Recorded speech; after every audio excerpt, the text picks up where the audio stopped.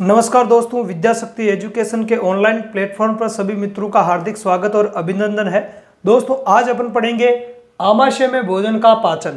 तो आमाशय में भोजन का पाचन कैसे होता है इसको अपन पढ़ेंगे और हमने स्टार्ट किया है जो मानव पाचन तंत्र है उसके बारे में। मानव पाचन तंत्र के बारे में हम पढ़ चुके हैं। इससे पहले 2 या 3 क्लास है पहले हो चुकी है, अपलोड हो चुकी है, आप उनको देख लेना। वहाँ मानव पाचन तंत्र की संरचना कैसे होती है, मानव पाचन तंत्र के कौन कौन से भाग होते हैं, पाचन किसको कहते हैं, मुख क्या होता है, दांत क्या होती है, जीभ क्या होते हैं, इनके कार्य वगैरह सारी चीजों को वहाँ पहले की क्लासों में समझा रखा अच्छे से। आज अपन पढ़ेंगे आमाशय में भोजन का पाचन है वो किस प्रकार से होता है। ठीक है, तो आमाशय में भोजन के पाचन को समझने के लिए हमने पूर्व में जो मुंह में भोजन के पाचन को समझा था पूर्व की क्लासों में, उसको एक बार थोड़ा सा रिवाइज करता है और फिर आगे अपन चलते हैं। तो इसकी स्टार्टिंग करते हैं मुख और मुख गुहिका। तो वहां पर हमने बताया था कि मुख गुहिका में है ना, किसमें, मुख गुहिका में।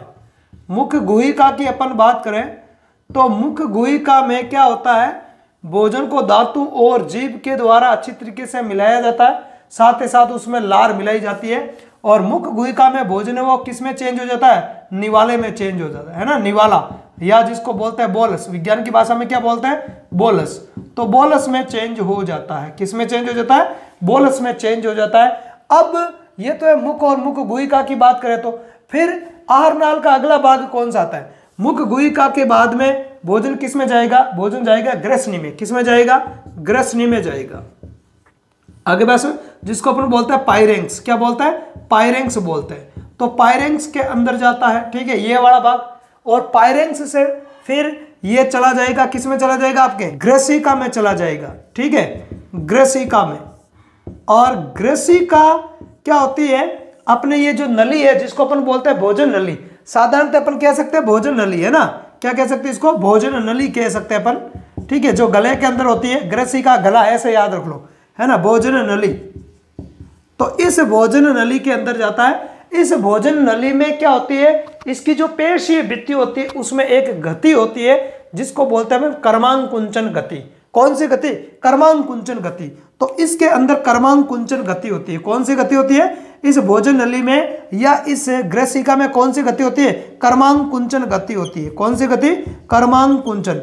और इस कर्मांकुंचन गति के कारण है वो भोजन आमाशय में पहुंच जाता है।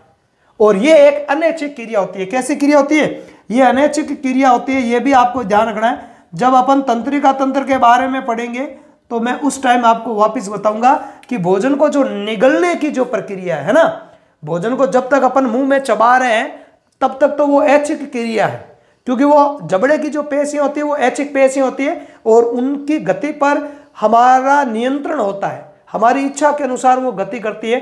तो जब तक मुंह में भोजन रहेगा तो उसको अपन अपनी इच्छा के अनुसार छोटे छोटे टुकड़ों में तोड़ते हैं या चबाते रहते हैं। तो वो तो हो गया आपके ऐच्छिक क्रिया। लेकिन एक बार जैसे ही अपन भोजन को चबाने के बाद में निगलते हैं तो फिर भोजन किस में पहुंचेगा, इस ग्रसिका में पहुंचता है। जैसे मान लो कि यहां पे मैं बताऊं, जैसे मान लो इस प्रकार से ये ग्रसिका है, ठीक है, ऊपर क्या आ गया, ऊपर आ गया आपके ग्रसनी और मुख वगैरह आ गया। तो ये मान लिया कि इस प्रकार से इसकी अपन बात करते हैं।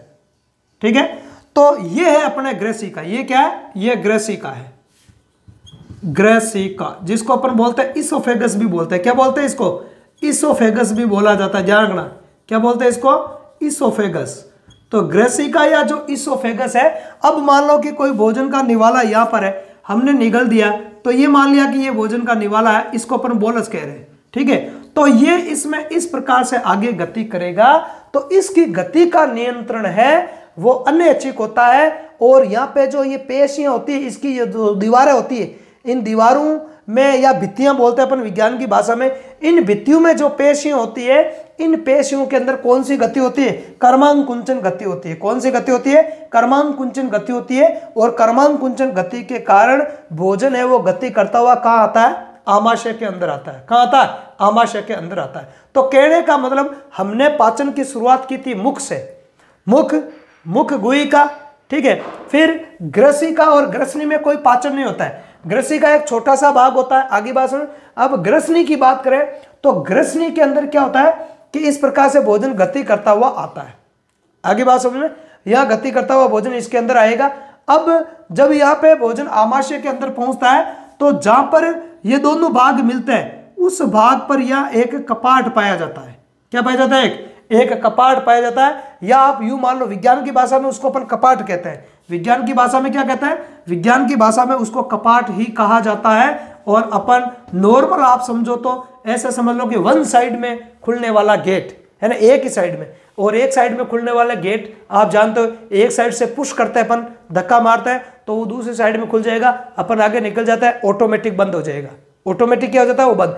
ऐसे ही जब भोजन इधर आएगा तो इस वन साइड गेट पर लगेगा धक्का, तो ये एक साइड में खुल जाएगा, भोजन आगे आ जाएगा, ये वापस ऑटोमेटिक बंद हो जाएगा। तो इस कपाट को, ये कपाट है विज्ञान, इस कपाट को बोलते हैं जठरागम अवरोधनी। विज्ञान की भाषा में क्या बोलते हैं इसको? इसको बोलते हैं जठरागम अवरोधनी। क्या बोलते हैं? जठरागम अवरोधनी। जठरागम अवरोधनी इसको कहा जाता है। आगे बात समझ। तो ये जठरागम अवरोधनी कहां पाई जाती है? ग्रसिका और आमाशय का जो पहला भाग होता है इसके संधि स्थल पर, है ना, इसके संधि स्थल पर ये जठरागम अवरोधनी पाई जाती है, जो भोजन को ग्रसिका से आमाशय में आने के लिए क्या करती है? नियंत्रित करती है। अब ये जो आमाशय होता है ये एक पेशीय थैली समान संरचना है। क्या होता है? आमाशय एक पेशीय थैली समान संरचना होती है। इस आमाशय के 3 भाग होते हैं। इस आमाशय के कितने भाग होते हैं? 3 भाग। पहला भाग जो ग्रसिका से संधि करता है, आमाशय का पहला भाग, यहां वाला भाग मान लो आप, जो ग्रसिका से संधि करता है, जुड़ा रहता है, उस भाग को अपन बोलते हैं जठरागम भाग। क्या बोलते हैं? जठरागम भाग। क्या बोलते हैं? उसको जठरागम भाग बोला जाता है, या इसको अपन बोलते हैं कार्डियक भाग। तो आमाशय का पहला भाग क्या हो गया? कार्डियक भाग हो गया। क्या हो गया? कार्डियक भाग हो गया। दूसरा जो ये थैली के समान जो फैला हुआ भाग है, इस भाग को अपन बोलते हैं फंडिस भाग। क्या बोलते हैं? इस भाग को बोलते हैं फंडिस भाग। ठीक है, क्या बोलते हैं इसको? इसको फंडिस भाग बोला जाता है। और जो तीसरा जो भाग होता है, जहां आगे छोटी आंत की शुरुआत होती है, तो छोटी आंत के पहले वाले भाग से जुड़ता है, तो यहां पर भी एक कपाट पाया जाता है, और जहां पे ये संधि होती है उस संधि भाग को बोलते हैं जठर निर्गम भाग। कौन सा भाग बोलते हैं? जठर निर्गम भाग। जठर निर्गम भाग, है ना, जठर निर्गमी भाग होता है, और इसको अपन बोलते हैं आपके पाइलोरिक भाग। क्या बोलते हैं इसको? दूसरा नाम क्या हो जाएगा इसका? पाइलोरिक भाग हो जाएगा। तो आमाशय के कितने भाग हो गए? 3 भाग हो गए। पहला भाग कौन सा हो गया? जठरागम या कार्डियक भाग। दूसरा भाग कौन सा हो गया? फंडिस भाग। और तीसरा भाग कौन सा हो गया? तीसरा हो गया जठर निर्गम। निर्गम का मतलब निकलना, तो निर्गम आगम। देखो जठरा ट्रिक से याद रख सकते हो। पहला भाग कौन सा होगा? पहला भाग होगा जठरागम। आगम आने वाला, तो पहले शुरुआत यहीं से हो रही, फिर हो गया फंडिस, फिर निर्गम निकल रहा है यहां से, तो ये भाग है वो छोटी आंत से संधि करेगा, तो ये जठर निर्गम या पाइलोरिक भाग हो जाएगा। क्या हो जाएगा? जठर निर्गम या पाइलोरिक भाग हो जाएगा। ये कार्डियक भाग हो जाएगा, और ये बीच वाला जो है वो फंडिस भाग हो जाएगा। तो ये आमाशय के इस प्रकार से 3 भाग होता है। और इसकी पेशीय जो भित्ति होती है, इसकी भित्ति पेशीय होती है। कैसे होती है? पेशीय। और इनमें जठर ग्रंथियां पाई जाती है। कौन सी ग्रंथियां? आमाशय की भित्ति में जठर ग्रंथियां पाई जाती है, और जठर ग्रंथियों से क्या निकलता है? जठर रस, है ना, जठर ग्रंथियां। जठर ग्रंथियों से क्या निकलता है? जठर रस निकलता है ना, जठर रस, जिसमें विभिन्न प्रकार के एंजाइम पाए जाते हैं जो भोजन का पाचन करते हैं। अभी अपन देखेंगे किस प्रकार से भोजन का पाचन होता है। ठीक है, तो ये 3 भाग होते हैं। तो ग्रसिका से जो बोलस आ रहा है ना, इसको क्या कहेंगे अपन? इसको बोलस कहेंगे। क्या कहेंगे इसको? इसको अपन बोलेंगे बोलस। ठीक है, ये बोलस हो गया। तो ये जो बोलस आ रहा है मुंह से, ये कर्मांकुंचन गति करता है ग्रसिका में, और अंततः ये आ जाता है आमाशय के फंडिस भाग में। किस भाग में? फंडिस भाग में आ जाता है। ठीक है, जठरागम या कार्डियक भाग पर एक अवरोधनी होती है, वन साइड खुलने वाला गेट होता है, जो इसकी गति को यह नियंत्रित करता है। अब यह लगभग भोजन 4 घंटे के आसपास है ना, लगभग 4 घंटे के आसपास ठहरता है ना। आमाशय के अंदर भोजन लगभग कितना ठहरता है? लगभग 4 घंटे के आसपास ठहरता है। 4-5 घंटे के आसपास भोजन यहाँ ठहरता है। ठीक है, और यहाँ पे भोजन का वो पाचन होता है। ठीक है, लगभग 4 घंटे के आसपास आमाशय के अंदर भोजन ठहरता है, और इन 4 घंटों के दौरान जो इस आमाशय की पेशीय भित्ति के अंदर जो ग्रंथियां है, जिनको अपन कहते हैं जठर ग्रंथियां, इन जठर ग्रंथियों के द्वारा रस निकलता है, जिसको कहते हैं अपन जठर रस। क्या कहते हैं? जठर रस। और इस जठर रस में विभिन्न प्रकार के एंजाइम और कुछ पदार्थ पाए जाते हैं, तो वो भोजन का क्या कर देता है? पाचन कर देते हैं। उसके पश्चात भोजन छोटी आंत में जाता है। तो यहाँ आमाशय, ये तो हो गई आमाशय की संरचना। आमाशय थैली समान संरचना होता है। भोजन के आने पर क्या हो जाएगा? यह फैल जाएगा। आमाशय का मतलब अपन पेट से ही लेते हैं, है ना। आमाशय किसको कहता है? पेट को ही कहता है, ठीक है। तो भोजन के आने पर ये क्या हो जाएगा? फैल जाएगा। अब इस जठर रस में विभिन्न प्रकार के जो पदार्थ है वो भोजन का है वो पाचन करते हैं। तो मुख्यतः अपन बात करें कि कौन कौन से पदार्थ इसके अंदर पाए जाते हैं और किस प्रकार से भोजन का पाचन होता है, तो इसको अपन एक बार देखते हैं। तो अपन बात करें जठर रस की। किसकी बात करें? जठर रस की। तो जठर रस में कौन कौन से एंजाइम पाए जाते हैं और उनके द्वारा भोजन का पाचन है वो किस प्रकार से होता है, तो उसकी अपन बात करें। तो ये जठर रस किससे निकलेगा? ये जठर रस निकलेगा आमाशय की पेशीय भित्ति से। किससे निकलेगा? आमाशय की पेशीय भित्ति से, ठीक है। क्या निकलता है? जठर रस। क्या निकलता है? जठर रस, ठीक है, पेशीय भित्ति से निकलता है, ठीक है। अब अपन देखते हैं इसमें कौन कौन से। तो वैसे तो अपन पढ़ रहे हैं जनरल साइंस, तो अपने को जनरल साइंस के हिसाब से पढ़ना है, ज्यादा गहराई में जाने की जरूरत नहीं है। वैसे तो बहुत सारी चीजें हैं इसके अंदर भी पढ़ने वाली, पर वो नहीं पढ़ेंगे। जनरल साइंस में कितनी चीजें शामिल होती है उसी को मैं बता रहा हूं, और उससे बाहर आपके कोई एग्जाम में नहीं आएगा, इसकी मैं लिखित में गारंटी दे सकता हूं आपको, ठीक है। तो जठर रस की बात करें तो जठर रस में 3 चीजें आपको ध्यान में रखनी है। कितनी चीजें? 3 चीजें आपको ध्यान में रखनी है। एक तो इस जठर रस में होता है आपके HCl अम्ल। कौन सा अम्ल होता है? HCl अम्ल, ठीक है, जिसको अपन बोलते हैं हाइड्रोक्लोरिक अम्ल। तो एक तो हो जाएगा इसमें HCl अम्ल, क्या बोलते हैं इसको अपन? हाइड्रोक्लोरिक अम्ल। एक होता है इसके अंदर पेप्सिनोजन एंजाइम। कौन सा एंजाइम? पेप्सिनोजन, ठीक है, पेप्सिनोजन। और एक होता है आपके श्लेष्मा। क्या होता है? श्लेष्मा या म्यूकस।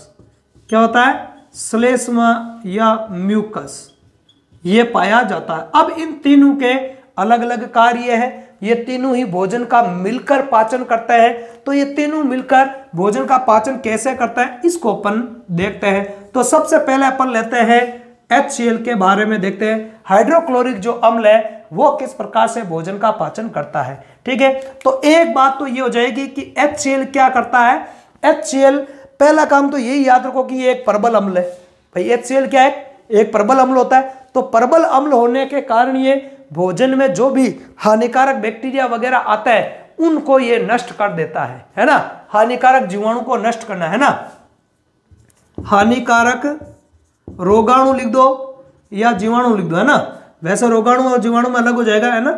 हानिकारक रोगाणु और विशेषतः बात करें जीवाणु को नष्ट करना। एक तो कार्य इसका ये हो गया, ठीक है, एक कार्य तो इसका ये हो गया। दूसरे कार्य की बात करें तो ये क्या करता है, ये जो अपन इस पेप्सिनोजन एंजाइम की बात करें, ये एक प्रोटीन पाचक एंजाइम है। कैसा एंजाइम होता है? ये प्रोटीन का पाचन करने वाला एंजाइम है। आप ऐसे भी याद रख सकते हो, पे है या पे का मतलब प्रोटीन भी होता है, पे का मतलब पेप्सिनोजन।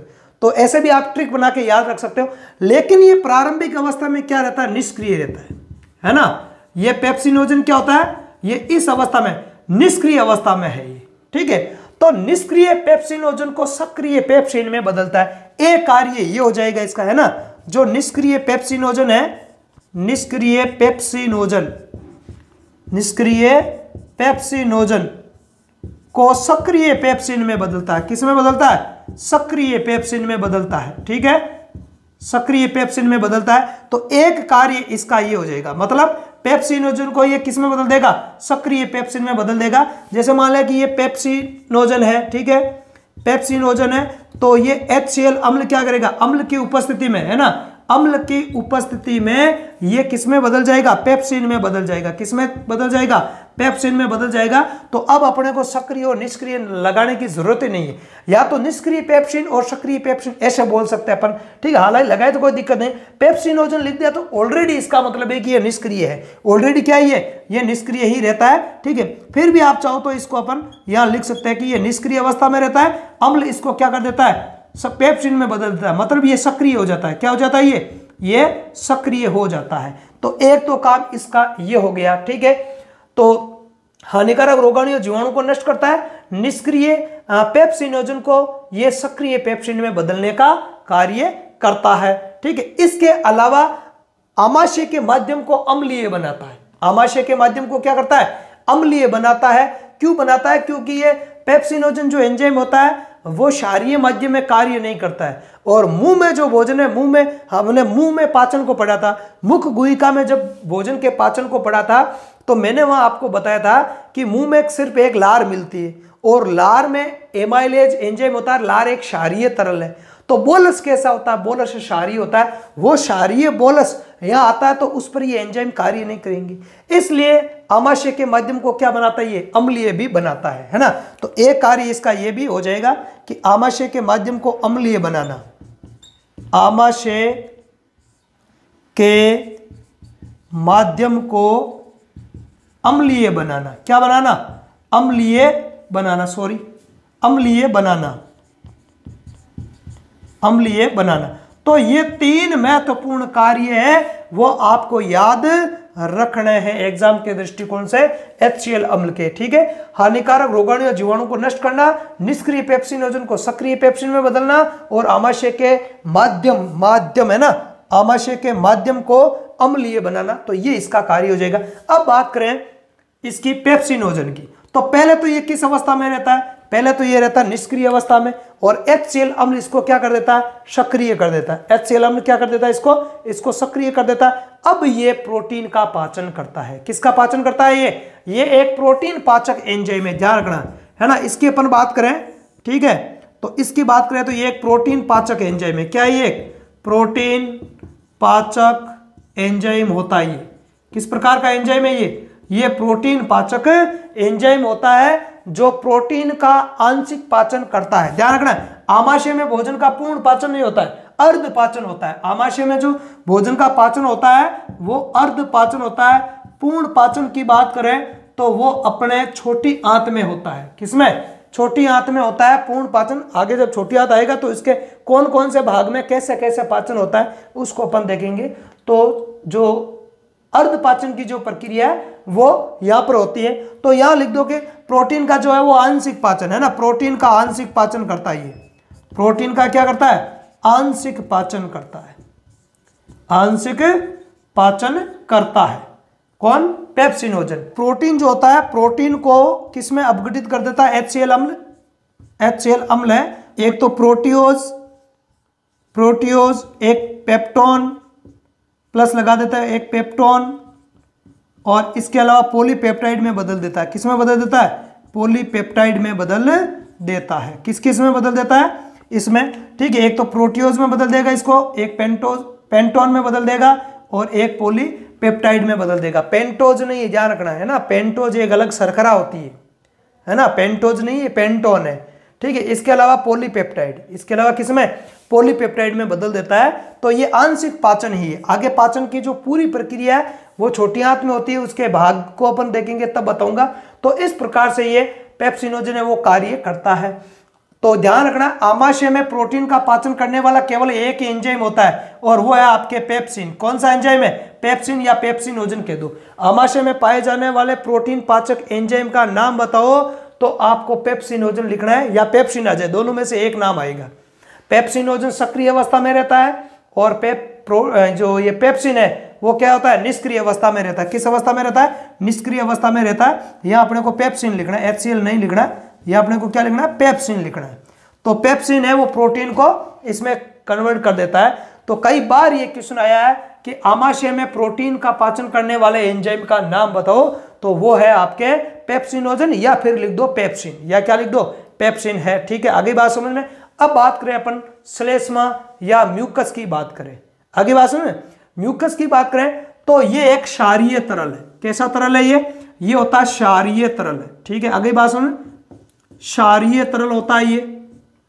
अब आपको पता होना चाहिए कि ये एक परबल अम्ल है। ये क्या है कि HCl एक क्या होता है, परबल अम्ल होता है। क्या होता है, परबल अम्ल होता है। अम्ल स्वास्थ्य के लिए ज्यादा आपको वैसे ही पता हानिकारक होता है ना। एसिड है तो एसिड शरीर के लिए क्या होता है, हानिकारक होता है। अब ये एसिड यदि आमाशय को टच करेंगे, छुएंगे, तो आमाशय की भित्ति में जलन होगी। क्या होगी, आमाशय की भित्ति में जलन होगी, ठीक है। लेकिन उस भित्ति की सुरक्षा के लिए ये श्लेष्मा या म्यूकस पाया जाता है। इसकी प्रकृति होती है क्षारीय। ये क्या करता है कि आमाशय की जो भित्ति होती है उस पर परत बना लेता है। क्या करता है, उसके ऊपर परत बना लेता है और उस परत के कारण HCl है वो भित्ति की कोशिकाओं के टच में नहीं आ पाता है ना। भित्ति की जो कोशिकाएं हैं उन कोशिकाओं के संपर्क में नहीं आ पाता है और आमाशय की भित्ति है वो HCl के प्रभाव से बची हुई रहती है। HCl के प्रभाव के से हमेशा क्या है, बची हुई रहती है। अरे ये उदाहरण अपन इसको वैसे ले सकते हैं, जैसे मान लिया कि कोई बर्तन है। अब अपन किसी बर्तन में किसी तेलीय पदार्थ का लेप कर देते हैं, है ना। कोई बर्तन है और बर्तन की दीवार के ऊपर हमने किसी तेलीय पदार्थ का लेपन कर दिया है। अब उसमें पानी डालेंगे तो पानी बाहर निकालोगे वापस निकल जाएगा, लेकिन वो पानी है वो उस बर्तन की दीवारों को टच नहीं करेगा क्योंकि ऑलरेडी वहां तेलीय पदार्थ की परत है। तेल के कारण पानी फिसल जाता है ना। तो वही है कि जो आमाशय की जो भित्ति होती है उसके ऊपर ये एक स्तर का निर्माण कर लेता है, एक लेयर बना लेता है, एक परत बना लेता है। उस परत के कारण ये जो HCl है वो भित्ति की कोशिकाओं के डायरेक्ट संपर्क में नहीं आ पाता है और जो आमाशय की भित्ति है वो इसके प्रभाव से बची रहती है, इसके अम्लीय प्रभाव से बची रहती है। लेकिन कई बार आपने एक नाम सुना होगा एसिडिटी का नाम। किसका नाम, एसिडिटी की अपन बात करें। किसकी बात करें, एसिडिटी की, ठीक है, एसिडिटी। तो एसिडिटी का आपने नाम सुना होगा।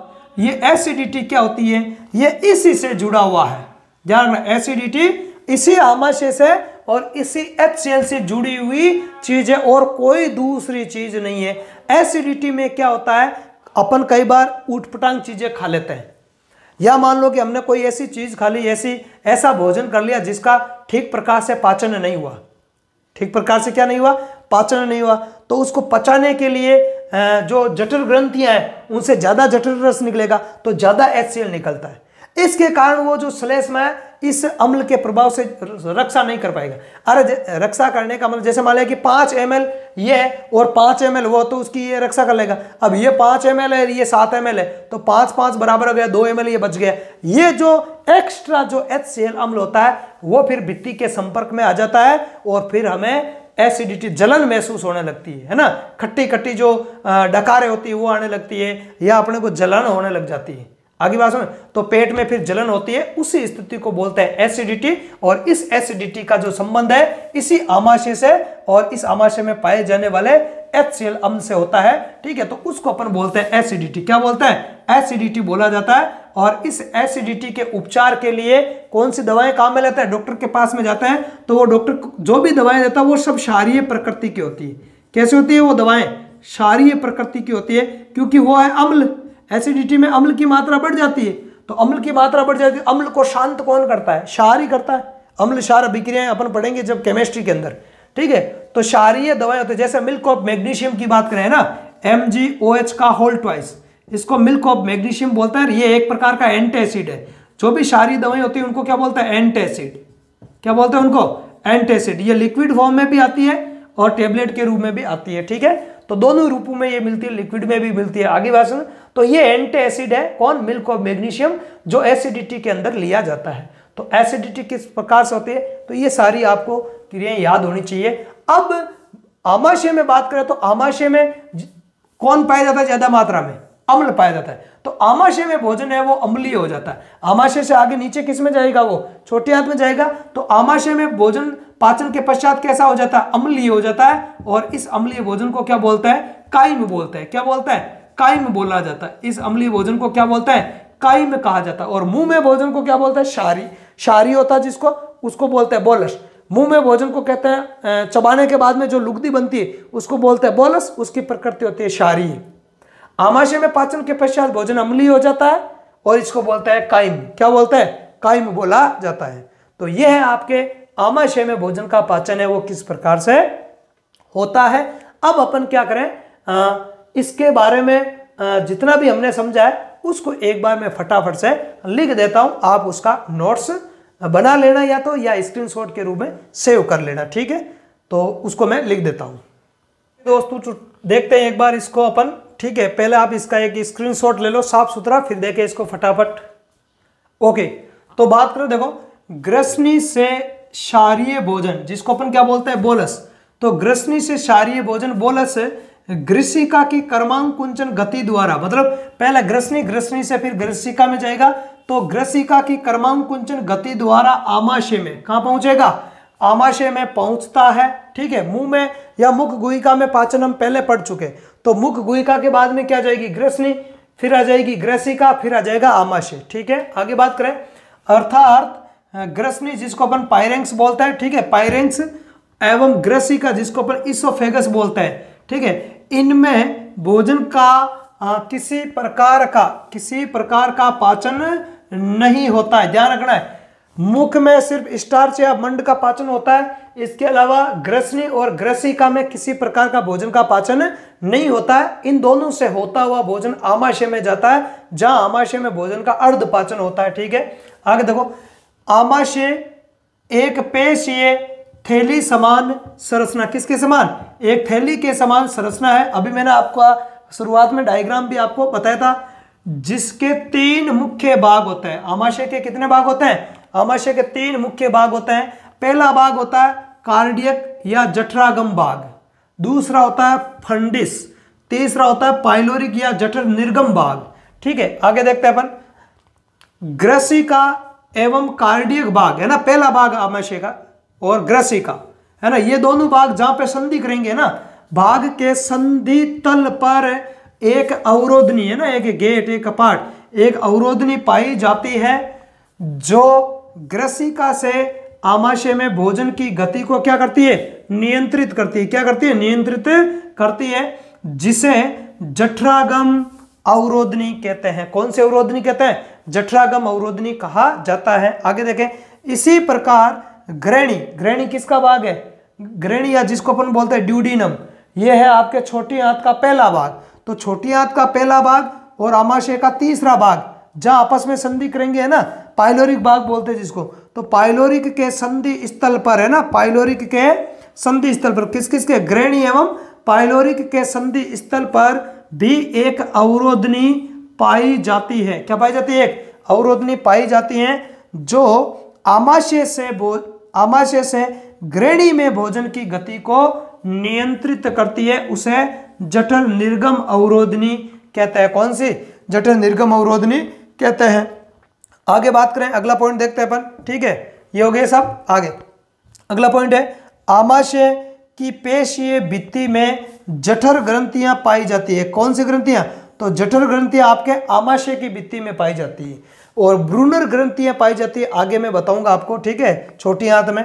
तो जठर ग्रंथियां पाई जाती हैं जिनसे जठर रस निकलता है। क्या निकलता है, जठर रस स्रावित होता है या निकलता है, ठीक है। जठर रस में मुख्यतः 3 प्रकार के, कितने, मुख्यतः 3 प्रकार के घटक पाए जाते हैं। 3 प्रकार के घटक पाए जाते हैं जो भोजन का निम्न पाचन करते हैं या निम्न प्रकार से भोजन का पाचन करते हैं। तो कैसे वो पाचन करते हैं आगे अपन देखते हैं। आगे HCl अम्ल, तो HCl अम्ल का क्या कार्य हो जाएगा, अपन देखते हैं। हाइड्रोक्लोरिक जो अम्ल है ना, HCl अम्ल, इसकी पाचन में भूमिका निम्न है। तो इसकी पाचन में भूमिका क्या होती है, पहला कार्य तो हो जाएगा इसका, भोजन के साथ आए हानिकारक रोगाणु है ना, जो भी भोजन में बैक्टीरिया वगैरह होता है, हानिकारक रोगाणु होता है, उन रोगाणु को नष्ट करने का कार्य है। एक कार्य तो इनका ये हो गया। दूसरा कार्य है HCl अम्ल का निष्क्रिय पेप्सिनोजन को, है ना, अभी बताया था, निष्क्रिय पेप्सिनोजन को सक्रिय पेप्सिन में बदलने का कार्य हो गया एक। इसके अलावा हो गया तीसरा कार्य, आमाशय के माध्यम को अम्लीय बनाकर पाचन में सहायता करना। तो ये 3 महत्वपूर्ण कार्य अम्ल के होते हैं, HCl अम्ल के, ठीक है। जठर रस के द्वारा स्रावित होता है या जठर रस में होता है, ठीक है। अगला बात करें, आगे पेप्सिनोजन की देखते हैं। पेप्सिनोजन क्या होता है, जठर रस में उपस्थित पेप्सिनोजन निष्क्रिय अवस्था में रहता है। किस अवस्था में रहता है? निष्क्रिय अवस्था में। लेकिन क्या करता है? हाँ, जो HCl के प्रभाव में, HCl के प्रभाव में सक्रिय पेप्सिन में बदलकर प्रोटीन का आंशिक पाचन करता है। प्रोटीन का क्या करता है? आंशिक पाचन करता है। ठीक है, तो प्रोटीन पाचक एंजाइम आमाशय में एक ही होता है और उसका नाम है पेप्सिन। वो पहले रहता है निष्क्रिय अवस्था में। आगे बात समझ में, आगे देखें अपन। तो कैसे ये सक्रिय होता है, कैसे ये पाचन करता है? तो पहले होता है पेप्सिनोजन, निष्क्रिय अवस्था में है। HCl की उपस्थिति में ये सक्रिय पेप्सिन में बदल जाएगा। किस में बदल जाएगा? सक्रिय पेप्सिन में। उसके बाद में अब ये जब सक्रिय पेप्सिन में बदल जाएगा तो ये प्रोटीन का पाचन करेगा, है ना। इस प्रोटीन को, ये जो पेप्सिन है वो किस में पाचित कर देगा? प्रोटियोज, पेंटोन और पॉलीपेप्टाइड में पाचित कर देता है ना। आगे और पाचन होता है, इन चीजों का आगे और पाचन होता है, वो होता है ग्रहणी और शुद्रांत्र में देखेंगे। आगे देखो, वयस्क मनुष्य, एक इस चीज को ध्यान में रखना है, इस नोट को ध्यान में रखना है। वयस्क मनुष्य में दूध की प्रोटीन कैसीन, दूध में एक प्रोटीन, वैसे तो बहुत सारी प्रोटीन होती है दूध में, कोई एक नहीं होती, लेकिन दूध में उपस्थित जो कैसीन प्रोटीन है उसका पाचन करने वाला एंजाइम है वो अनुपस्थित होता है, नहीं पाया जाता है ना। वयस्क जो मनुष्य होता है उसमें दूध की जो कैसीन प्रोटीन है वो नहीं पाई, उसका पाचन करने वाला एंजाइम है वो नहीं पाया जाता है। तो वयस्क मनुष्यों में दूध का पाचन बच्चों की तुलना में क्या होता है? कम ही होता है। क्या होता है? कम होता है। आगे अपन देखते हैं, दो तो हो गए, एक तो हो गया HCl अम्ल हो गया, एक हो गया पेप्सिनोजन। अब जठर रस में 3 घटक पाए जाते हैं, HCl अम्ल और पेप्सिनोजन, और अब तीसरा अपन देखते हैं श्लेष्मा। तो श्लेष्मा क्या कार्य करता है उसको अपन देखते हैं। अब अपन देखते हैं श्लेष्मा के बारे में। श्लेष्मा या म्यूकस, तो ये क्या होता है? यह एक क्षारीय, किस प्रकार का? क्षारीय तरल है जो आमाशय की भित्ति को आश्रित करके, आश्रित का मतलब ढककर, उसके ऊपर परत का निर्माण करके, है ना, परत का निर्माण करके HCl अम्ल, है ना, HCl अम्ल के प्रभाव से इसकी सुरक्षा करता है। किसका काम करता है? सुरक्षा करता है, क्योंकि HCl एक प्रबल अम्ल है ना, एक प्रबल अम्ल है तो उससे जलन हो सकती है, तो आमाशय की सुरक्षा करने का कार्य श्लेष्मा का होता है। अब इसमें एक नोट को अपन देखते हैं, और ये नोट है आपके एसिडिटी के बारे में, अपच के बारे में। कभी कभी पाचन की प्रक्रिया में कुछ बाधा उत्पन्न हो जाती है ना, कुछ उटपटांग खा लेते हैं वगैरह, तो जो पचता नहीं है ना, पचता नहीं है, बाधा उत्पन्न हो जाती है, जिससे HCl अम्ल का स्त्रवण है वो अधिक मात्रा में होता है ना, अधिक मात्रा में होता है, जिसके फल स्वरूप पेट, मतलब आमाशय, पेट में जलन की स्थिति उत्पन्न हो जाती है, जिसे अपच या क्या कहते हैं? एसिडिटी कहते हैं। उसी को अपन कहते हैं एसिडिटी। और इसके उपचार के लिए क्या करता है? एसिडिटी का उपचार क्षारीय दवाइयों, किनके द्वारा? ध्यान रखना है, क्षारीय दवाइयों द्वारा किया जाता है। एग्जाम्पल की बात करें तो मिल्क ऑफ मैग्नीशिया, जिसका सूत्र होता है MgOH का होल ट्वाइस, MgOH का होल ट्वाइस। तो ये क्षारीय दवाएं एसिडिटी में काम में लेते हैं। आगे बात करें वयस्क मनुष्य में दुग्ध प्रोटीन, जो अभी मैंने बताया कैसीन, है ना, कैसीन, दुग्ध प्रोटीन का पाचन करने वाला एंजाइम रेनिन, है ना, रेनिन है वो अनुपस्थित होता है। आगे बात सुन, तो वयस्क मनुष्य में दूध प्रोटीन जो होती है कैसीन, है ना, अभी पहले बताया भी था कैसीन, कौन सी प्रोटीन? कैसीन। तो उसका पाचन करने वाला जो एंजाइम कौन सा होता है? रेनिन। तो ये रेनिन एंजाइम है वो नहीं पाया जाता है।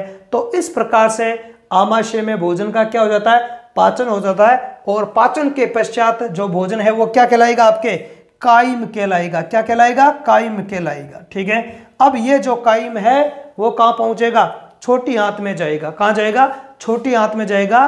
तो छोटी आंत में भोजन का पाचन कैसे होता है उसको अपन पढ़ेंगे अगली क्लास में। ये क्लास आपको कैसी लगी? यदि ये क्लास आपको अच्छी लगी है तो आपको इसे अपने दोस्तों में, अपने ग्रुप्स में शेयर करना है, और चैनल पर आप नए हो तो चैनल को सब्सक्राइब करना है, लाइक करना है, और बेल वाले आइकन को भी प्रेस करना है, ताकि जैसे ही मैं कोई वीडियो अपलोड करूं उसका नोटिफिकेशन आपको हाथों हाथ मिल जाए। और हमारे टेलीग्राम ग्रुप से भी आप जुड़ सकते हो। इसके लिए चैनल के अबाउट सेक्शन में आपको टेलीग्राम का जो लिंक है वो मिल जाएगा, या चैनल के पेज को जैसे ही खोलोगे तो उसके नीचे टेलीग्राम का लिंक है, तो उस पर आप क्लिक करोगे तो आप हमारे टेलीग्राम ग्रुप से भी जुड़ जाओगे। वहां पर हम क्विज वगैरह, अदर सब्जेक्ट के क्विज वगैरह वो भी डालते हैं और परीक्षाओं से संबंधित जो भी इंफॉर्मेशन है वो भी समय समय पर देते रहते हैं। तो इस क्लास में अपन इतना ही पढ़ेंगे। आज के लिए पर्याप्त है इतना। धन्यवाद। जय हिंद।